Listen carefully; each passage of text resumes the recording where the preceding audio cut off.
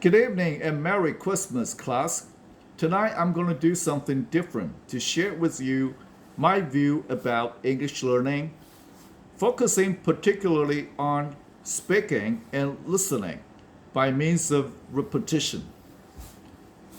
First thing first, I'd like to introduce you guys an insightful article on repetition published by Andrew Willer on his website, which is very much similar to my idea on repetition. Here we go. For many language learners and their teachers, repetition is highly valued. Whether it be repeating vocabulary, grammar, conjugations, sounds, or phrases. This practice is so ingrained in many people's thinking and practices that I find it hard to see language learning without this practice as a core part of it. There are, in fact, different kinds of repetition. At one end of the spectrum, we have what I will describe as repetition as is commonly understood and practiced. And at the other end, there is something we could call mindful repetition.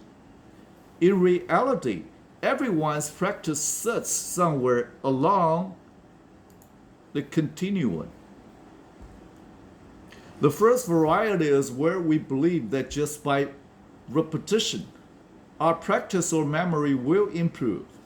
There are times where this repetition in its commonly understood form may seem to be doing the job, but when it is successful, there are additional elements that language learners bring to what they may think as repetition.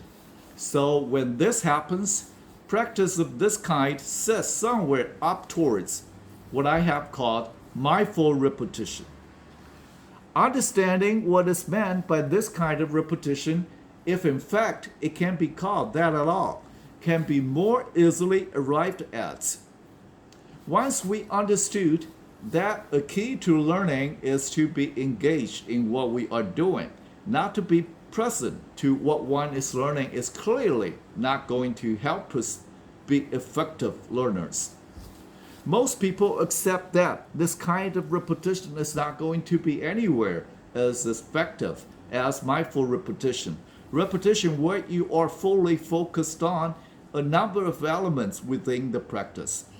So, in the case of repeating a word with mindful repetition to get to the right pronunciation, you might place your attention on how the word is said, which part of the mouth is sound within the word seem to be placed in as you say it, how that sound varies as the shape of your mouth changes, the various sound elements, the vowels, consonants, the tone, etc., that make up the word.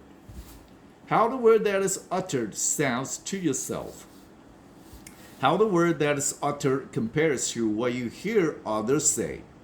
Words that may sound similar, words that may have similar meaning, so that a heightened awareness can be reached as to the various elements that contribute to native-like performance.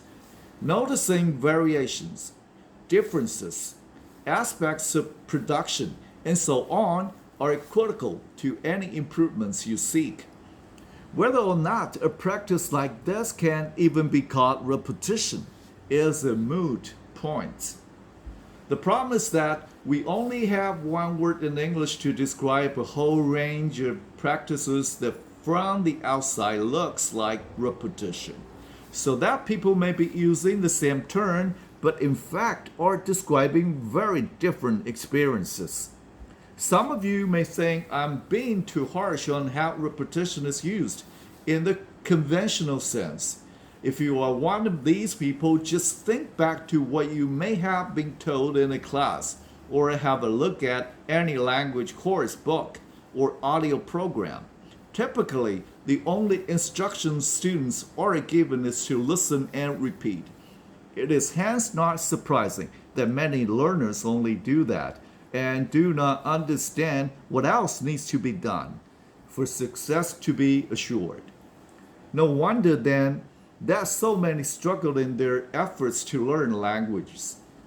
When you are actively engaged in repetition and attentive to your practice, you can more readily get to a point where you are satisfied with the results you have achieved. This kind of mindful, engaged practice is what we need to aim towards if we are to maximize our chances of learning. And we need to turn away from we can call mindless repetition. A recent study at the University of Maryland in the US on babies found that it's not necessarily helpful, for example, to just repeat the word ball over and over again. Instead, it is more effective for a mother to repeat the word in different kinds of sentences so the child can get used to hearing the word in different contexts. Repeating seems to suggest that we merely repeat. It does not prompt us to reflect on what we have to do to enable that repetition to lead to results. So it is best that we move away from thinking that repeating something will help us learn or retain. Instead, we need to move towards using language and practices that encourage us to be active in front of our learning, exploring the variety, the variations, the patterns, and the subtleties in anything new we are learning. One practical suggestion may be that before you repeat something, learn to listen more carefully to what you hear. In the case of pronunciation, work to distinguish as many elements as you can of what it is that you wish to improve. So when you go to repeat, you already have a very clear auditory memory of what it is that you are going to work on. Then when you say what you are trying to improve, listen intently to what you say. Does it mask? What needs work on? Is something missing? Is the quality of the sound similar? Was the rhythm similar, etc.? By engaging in such practice, we are forced to be more present and to pay more attention to what we say. This is more likely to promote learning as we adjust what we do in line with our improving understanding and unfolding awareness. We are also training ourselves to be more attentive, so over time, if we maintain this rigor, our learning effectiveness will improve. The more we can place ourselves in this state, the more we learn to make this way of learning as our default. As this happened, more and more, we become increasingly effective in our learning, period. Okay. Later on, after this, I'm going to show you how to do this. I'll demonstrate how we use the sound bite of a recorded messages from daily conversation, especially for TOEIC tests, the first part of the test.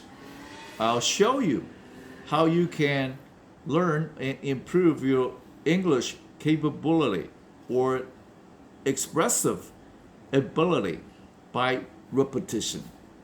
See you next time.